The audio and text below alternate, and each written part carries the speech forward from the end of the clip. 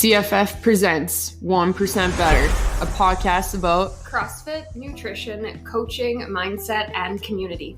Join us as we embark in casual conversation to shed light on what life is like within these black and yellow walls. With episodes coming at you every Monday, you can follow along with Coach Whitney and Taryn as we talk shop about all things CFF. Episode 81. Did you have? No. I gotta stop saying We're that. almost at 100. Like, no, I knew we would get here by now. Well, you never know. 81. Kind of coming. Hey, last week's episode, let's talk about last week's episode. I got a lot of feedback or just like hearing people talking about it. I think it was another episode where they're now like, they pick up things happening in class and they use like things that they heard in the podcast to make comments towards what's happening in the class. I find it funny that you get all the feedback, and I think it's because you do all the talking. Because I don't get any feedback, which is fine. Like I don't care. Get any text or nothing. It was just like comments I heard. Oh, it was a good one. I like talking about that stuff. I just like talking. which is how we started today. Yeah. For our listeners, this is what Coach Whitney just said to me. You can just blab and I'll pick up on something. Literally. Because you said, I feel like I could just talk forever, whatever you said. Barf words. Barf words out. Yeah. That was my lingo. So we'll just dub this soapbox episode number 375. I just have had a lot of recurring conversations in the last couple of weeks. And there's been a theme, obviously, if they're recurring, it's just like, I know that is what I hear a lot. And I mean, the things that I could be saying or like prescribing or whatever, that it's the answer. Well, I know that. Like, so the theme today. What is your answer to that statement that you hear from your clients? Is the same every time. It's cool. Now I want to see you do it. And that gets presented various ways, right? Like it could be me giving a nutrition prescription. It could be like you sitting here and telling somebody what they need to do for their fitness or to lower their stress or to get more sleep or whatever, right? Like the answer is, I know how to do that. Or I know that because it's true. Like the things that create the most change are not new information. Like we're all smart human beings. We all know these things. It's not the knowledge that's the problem. Like it's the action that's the problem, or the inaction rather. So if people know these things, why do you think they don't do it?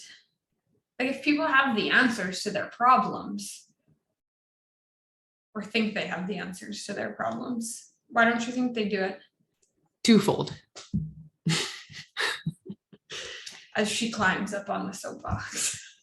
Because the answers are never something that's like super detailed or highly complicated or amazing or surprising or sexy, for a lack of better words. No, but that's really right. Like they are simple and they're boring. And it's the fact that we need to do them consistently, but because they're boring, we don't stick to it. It's not entertaining. It's not immediately rewarding. You know, there's all things like that make them less attractive to continue to keep doing over a long period of time. And as human beings, the longer that period of time gets, the harder it is.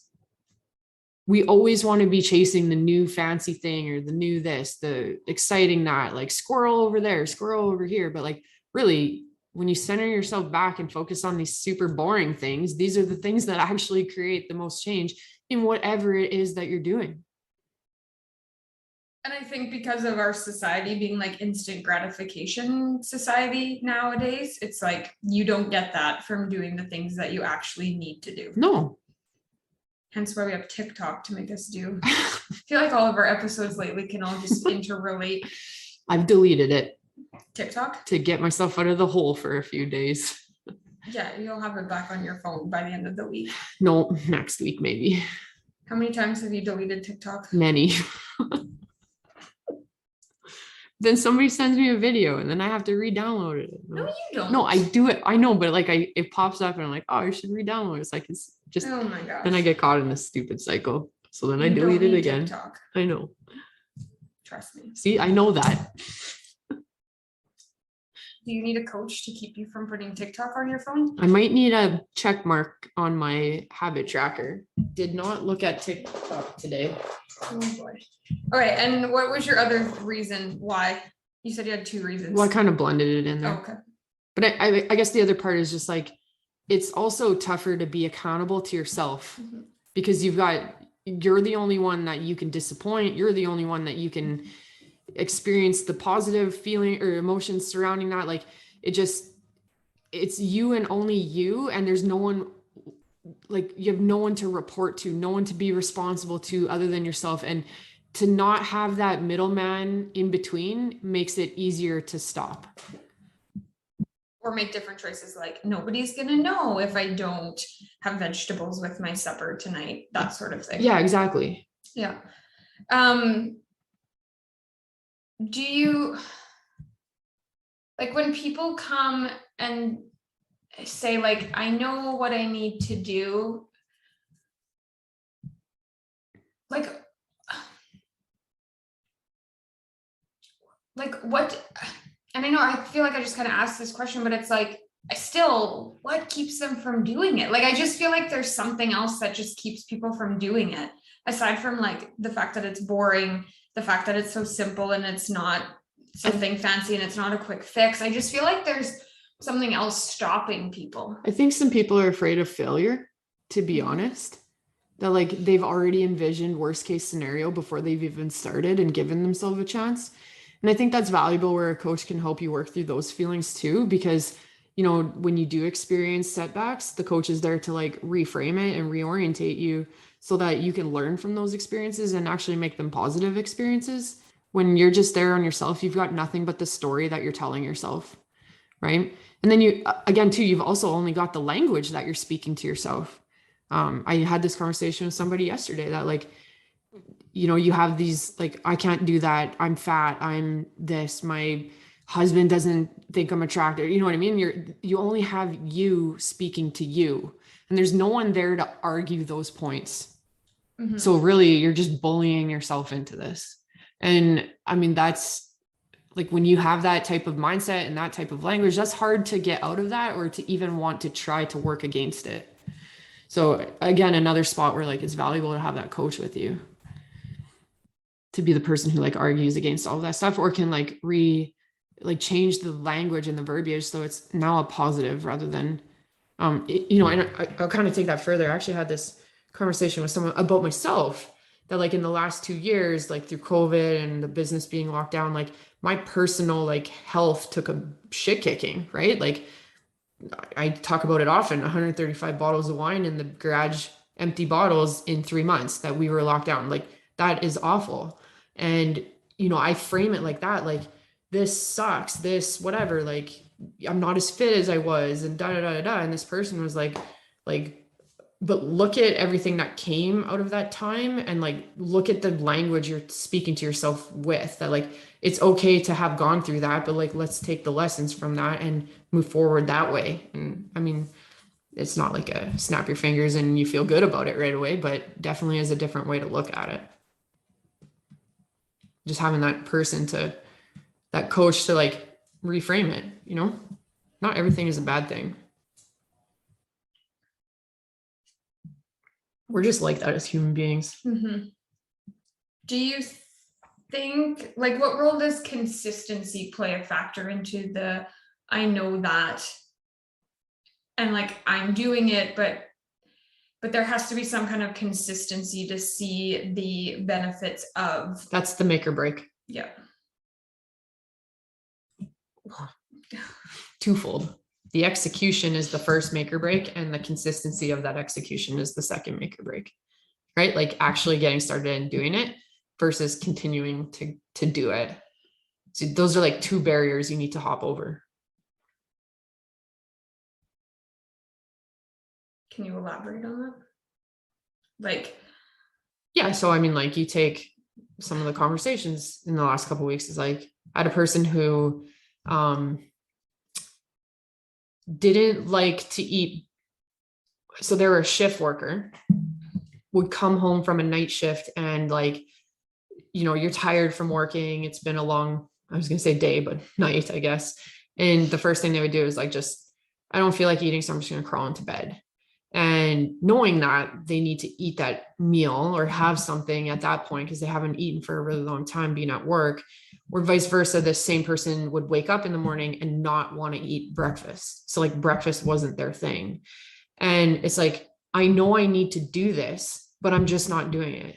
Okay, cool. So the first step is we actually need to execute on that. Like it's one thing to acknowledge it and almost talk like you accept that, which is not what it's about. It's like not eating breakfast is not okay. So let's just not accept that. Executing on like, I'm going to find a way that I can start to learn how to do this. And that's going to be manageable for me. And then being able to sustain that over time and like get better at it, improve at it, and like keep working at it. There's two opportunities to trip up there. You either don't decide to start, or you do start, it's challenging because absolutely it's going to cause friction and you just give in instead of like trying to be consistent and keep working on it. Consistently working at it, and even just 1%. I mean, shit, that's the name of our podcast, right? Like you keep working at it, you're getting 1% better at it versus not even trying at all. So like there's still merit in that, because like, again, we say this question so many times, what is the alternative? Well, then you just don't continue to eat breakfast and you feel like shit when you get home from work, or you wake up and you're starving and you go to work hungry because you didn't want to eat breakfast, So like decide to execute and then be consistent. The consistency is the key to results. The decision is like the catalyst to change. That is quotable material. Oh, but is the execution the catalyst to change? Ooh, yeah. Ooh, yeah. Because I can make a decision to change, and but like it's whether or not that I do it or not. Yeah. I take that back. Change my quote, please. Okay. Say it again so that it can be fully I don't even know what I said. The execution. The execution is the catalyst to change, and the consistency is like the key to results. Yes, there. That's the quote. You're welcome. T-shirts.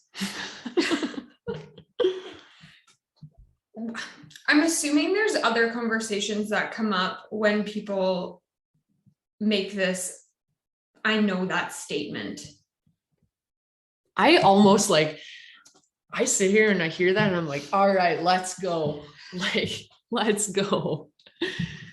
I know you know it. I know it too. Like I've been working nutrition with people or whatever, fitness, everything for 11, 12, 15 years now. I know these things. I also know that I don't do them. I'm just laughing because I also feel the same way. Yeah. It's hard. It's hard. Because it's not knowledge. Knowledge is not the key. And I mean, it was interesting. I actually had Unless you're picking something up off of TikTok, because that requires some knowledge to decipher whether it's a good idea or not. Sorry, I just have to say that. So I had a client before. This was a few months ago, when they had first come in for their consult. One of the goals that they had was to learn new information. Like they were actually a data-driven person, like loves the knowledge part of it. And when I'm sitting here and I'm like, okay, cool, my program's actually based on action. I'm like, all right, this might actually be fun because now I can like incorporate a lesson per week and now I can actually teach you something. So that was a little bit fun, but maybe another layer of the onion from what 99% of people need. In 15 years, that might've been the first person that like specifically asked to be taught something. So I think that was interesting. Did it help them achieve, or did it help them like, did it help them execute on what it was that I needed them to do? No. It was more like, as an addition. You know what I mean? Because the things that I was asking them to do were so basic, and I really just needed the consistency to it, that the extra knowledge I was giving them was simply just for a knowledge sake. Did that kind of fall off in terms of being a focal point? The importance of it absolutely dwindled. Yeah. Like it to the point where like it just wasn't even a thing anymore, because the focus became on doing the basic things. Yeah. Doing the basic things. And I took note of that about halfway through the program to myself. Yeah. That like this played out exactly like I knew it was going to. This isn't why we're here. Yeah. Interesting. Experience though, right? Like you can. I thought it was absolutely great that this person was like explicitly asking for those things. And absolutely, I'll give it to you. I'm happy to teach.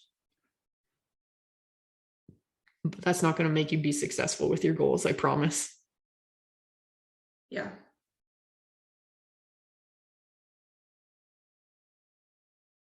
I'm just thinking of my own experience, like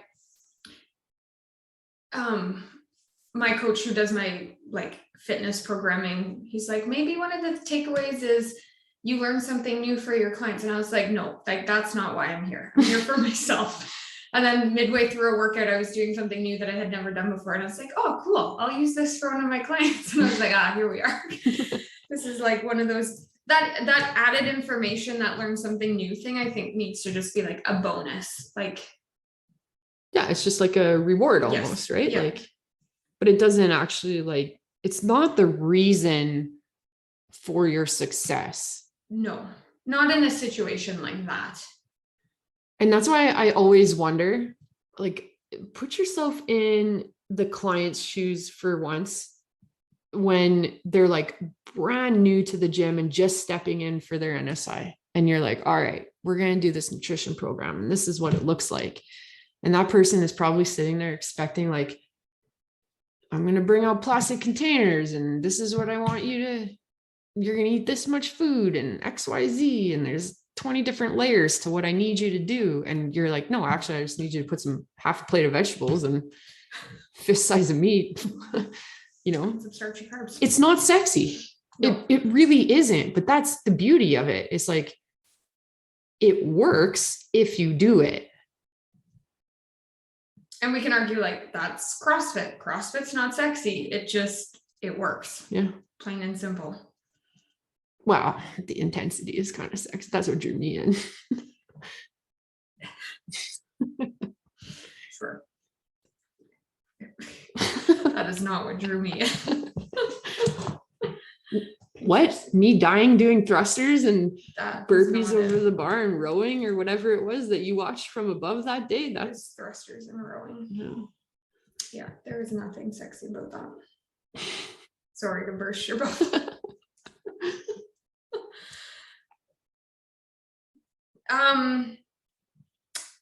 Okay, this is going to be an interesting question.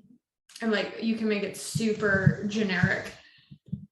What types of people, like when I'm talking like mentality, attitude, and like mindset, do you see succeed when you answer there? I know that question with, we just need to be consistent with our execution. So what types of people succeed with that as an answer, and what types of people do not?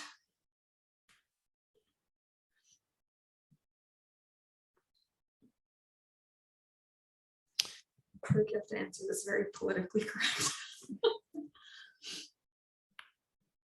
What personality types, I guess, would be the type of way to... I'm going to come at this as a totally different way than you're expecting. Later on in some of those conversations, when we're talking about how to like make this plate method and draw my plate out to look a certain way or whatever, and the conversation becomes about recipes. Okay, I see where you're going. Then I know that we're going to have problems. And what I mean by that is recipes are generally multi-layered, you know, long list of ingredients, mass quantities of things. And you're relying on something else to tell you what to do, right? Like just from a step out of the box and look at what a recipe is.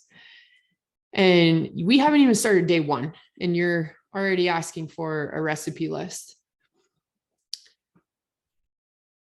Especially for the people that I have like tracking their food, then I know we're really going to have problems because they're just not bought into the basics, or we haven't perfected the basics yet and whatever. It's like when you try to take on the whole elephant instead of just taking small bites of the elephant. You want to go big. You want to hit the home run before you even got the pitch. Like we have to start small, and you have to understand that. But you're trying to jump into the deep end and like make fancy meals and be elaborate about things. And you're trying to make something that's not sexy. So like the overthinkers, the impatient people, the want-it-alls. Would you say that's maybe a mass? Would you say the male population is more successful than? Absolutely. 100%. Because as you're saying this in like recipes, I was like, it's the males. The males are more successful. Like super simple, like and by successful, like I'm strictly following the plan. Yes, not like results driven, because that's a whole different conversation. No, I mean like with the follow through of the plan. Yeah. Like the simple, the basics, like black, white. I need a meat, I need a vegetable, I need a carb, and I can follow that to a T type of thing, instead of like, I'm going to make a lasagna that has some zucchini layers instead of pasta layers, and it's going to be loaded with 2 cups of cheese and like that. And not to say that can't be done. Absolutely. But when you're tackling that before we even started day one, like, and I mean, some of the conversations I've had in the last couple of weeks have been driven like that. And my automatic response is to reorientate them and like, listen, you're trying to establish a new routine and build new habits. You need to keep this as simple as possible. Pick a protein, pick a carb, pick some vegetables, lay it on your plate like that. Like make your meals super boring for the first couple of weeks, because that's what we need. I remember having that conversation with my mom, and she was like, I'm going to do this recipe. How do I track this recipe? And I was like, as soon as somebody says, how do I track a recipe? I'm just like, whoa, palm to face. Like, no, like I do not have the patience to explain that process to anyone, because it's complicated. And as soon as something becomes complicated, it's like, I know we're not going to be successful. And it was just like, just put protein, a carb, and some veggies and color a day. Like, why do we need a recipe?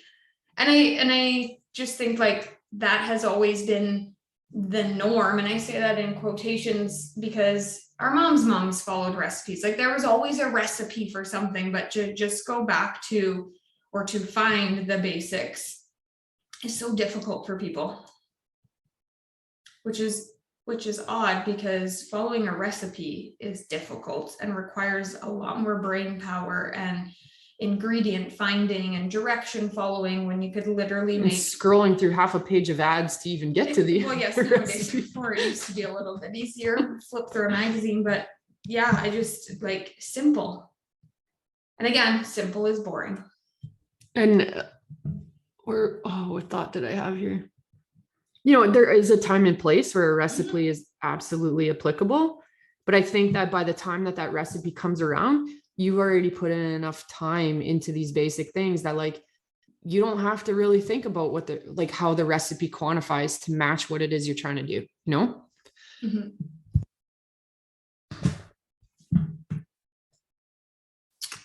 Like if you're going to make soup or whatever. So that was the conversation I just had, was about soup.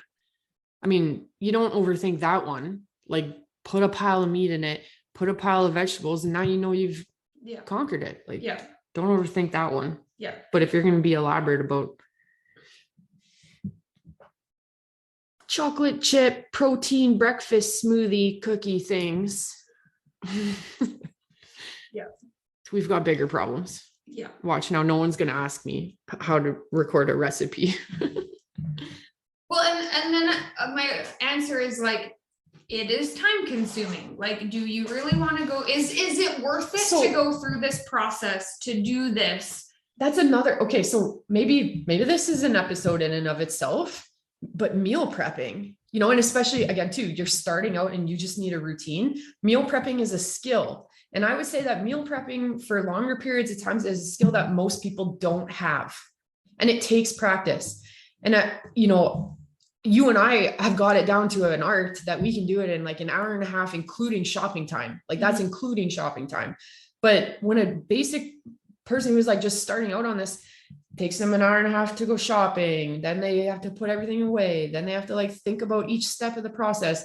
Like if you keep it super simple, you can cook 3 proteins at once. You've got 2 pounds of vegetables in the oven and the barbecue is running, handling the rest. Like, and that hour and a half was a 4-hour process for someone else. Like, yeah, that can be super defeating. And now you've added some recipes into the mix. Like, holy cow.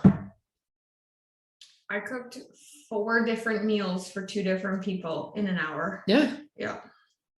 And I mean, I'm gonna say an hour and a half because I also did groceries in there. Multitasking is hard for some people. I understand that it's a skill, it takes practice, but like when you keep the objective of it super simple, you've eliminated a ton of friction points that present themselves. Yeah. And I love like the food options guide that we give out in our nutrition program is like, just stick to that. Like I have simplified it for you. And I mean, so then people always say, well, if I don't want to eat boring food for the same, like how you make your food not boring is add flavor. Pair it together in different ways. Make a wrap one day out of the same ingredients that you're eating out of a plastic container another day. Like that's literally all you have to do to make something have some pizzazz to it that feels a little boring. Try some different spices. Like I love spices. Experimenting with spices, one of my favorite parts about cooking. Just what kind of flavor, how much flavor burst can I give this food? You don't need a spectacular recipe to do that. Wow, we got on a long tangent about recipes. Recipes, not the way Episode 81 about recipes. No one is ever going to ask about recipes ever again. No, don't do it. Just keep it simple. But I mean, like, that's what it comes down to is like, I know that. Oh, well, how do I make this recipe? Cool. It's not about that. I want to see you do this.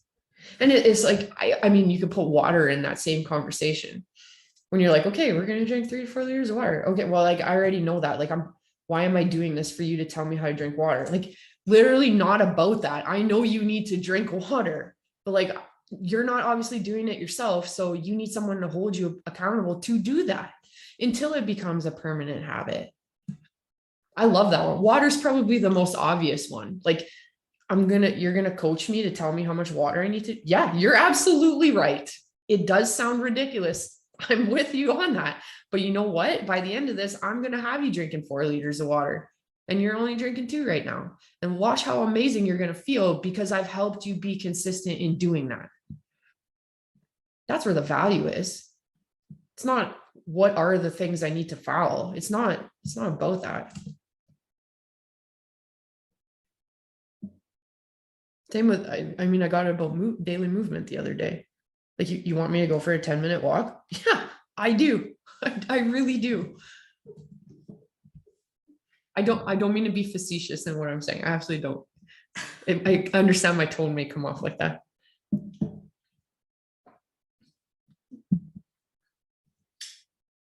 I feel like people can go back to our episodes about like why you need a coach. Oh, absolutely. Especially if you default to the line, I know that. I know that. So then why aren't you doing it? Having that person there, I've said this many times. I have coaches in my life for many different things and have for many numerous years. I have spent a lot of money on mentorship and coaching in all areas of my life for half of my lifetime. And the value of having somebody there to be responsible, that you're responsible to, and you're accountable to, and to guide you clear of like all the mistakes Like save your time and be more efficient that way. Like, yeah, if you're going to tell me to drink water, I'm going to drink water because you know something, or like, you know, you see further down the line than I can. And maybe that's what it is. Like the coach has that experience. They can see further down the line. They know what is ahead, and you might not. And like, it may start out with a 10-minute walk as the thing that you're doing, but how that evolves through the course of time as you become more consistent with it, I mean, that changes for everybody. It looks different as it goes. So like, that's just our starting point. I know you know it. I just want to see you do it. It's like another little tagline of mine. It's going to become, just because you can doesn't mean you should. I know you know it. I just want to see you do it. That one doesn't have as nice of a ring to it.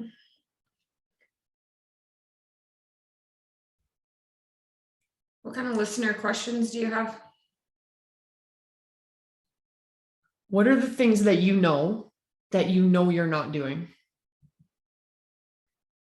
And who is the person you can reach out to help make you do them? I think also understanding why you don't do them. Mm-hmm. Somebody asked me this morning. I was telling them about like my aesthetic goals that I have for my referee career. So I have a little bit pressure to obtain these this summer. And they're like, well, do you have a nutrition coach? And I actually had just ended what I was doing about a month and a half ago. I was like, yeah, no, I'm just going to try and do it on my own. And they're like, no, you go and get a coach.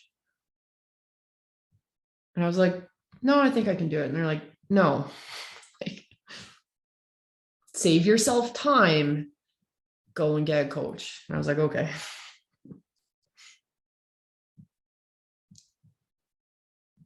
Because I know I'm not going to do these things. I was just going to say, regardless if that person said that, you'd be getting a coach in like 2 months anyway.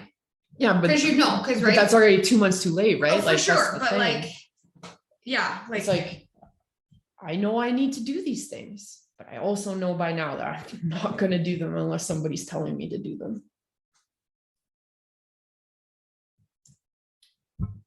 And I mean, I can be honest with myself, you know. I think that's another episode in and of its own. It's like the ability to actually like face what you've got going on and like be willing to change that. One, I think it's like calling yourself out on your own bullshit and whatever story it is you're telling yourself. I can't do this because of XYZ. Like, I had a massive conversation about that yesterday. It was like, I'm not going to go on because I'm going here, this traveling here, this is doing this, then we're doing this. And like, I'm like, so that's life. Like, cool. Like, let's use this time right now to like build up to handle those things. Yeah, and I have a person who's a shift worker right now. But they're on a month of holidays. And the reason they came to me was like to figure out how to eat and be a shift worker. I was like, this is perfect. Like if I could have all my shift workers come to me with a month of holidays before they go back to work, like think of all the progress we're going to make on the basic things that you get to practice, then we get to implement them. I had a client like that came to me, like farmer came to me during winter. Like, I want to get this organized so that come seeding, come harvest, I know how to do this. And this is second nature to me. And I was like, perfect. Did it work? Yep. Yeah. 100%. So yeah, I think that's my listener question is like, that being said, would they have been successful during seeding, during harvest? Yep. For sure. Yep. Did they set themselves up for more success? Yeah. Like, don't wait around because you're too busy. Like, you're always going to be busy with something. Yep. But if you have the ability to look ahead, do that. Like, start sooner than later. So my listener question, what are the things that you know you're not, or like, what do you know that you're not doing? That was a lot of that's in there. And like, do you know why you're not doing them? And who is the person that you can reach out to for help to get started on them? Like, let's just all face our shit now. That's my personal call out to you, to my listeners, to my soapbox speeches, episode 376 of Taryn's Soapbox. 75. There you go. And you know what? One of the easiest places to find that information, free Facebook group, our free group. There's tons of stuff being posted every day, tons of tools and free things being given out that can help you just make those small changes. Again, not information-based, but more action-based. Find yourself a coach. There's your 2 key things. You guys know how to answer our questions. Follow our socials, Facebook, Insta, Twitter. And as always, thanks for listening. Episode 81.